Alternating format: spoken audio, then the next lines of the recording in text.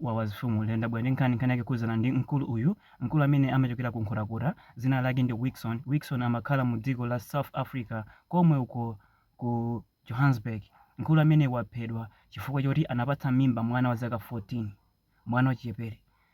Nde akwawo atamva zimenezi anapita kwa Wilson kenako ndikuwapha. Izi ndi zimene zachitika.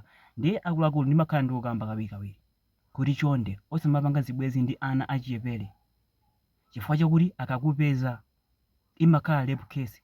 Zilibe ntchito zoti mwanayo umapanga naye chibwenzi kapena ndi nzako kaya umampasa ndalama, zilibe ntchito, koma akakupeza imakhala rape case. Chimodzimodzinso apapa amene zachitikiramo awapha chifukwa choti amapanga chibwenzi ndi mwana. Ndi ku polisiso kulibenso za milandu penepo, fa inali rape case, anali ngati munthu wogwiririra nkana awapha. Ulapire ku polisi palibe chimene chingachitike. Fa nkhani ya rape imakhala boma against iweyo, osati iweyo against munthuyo.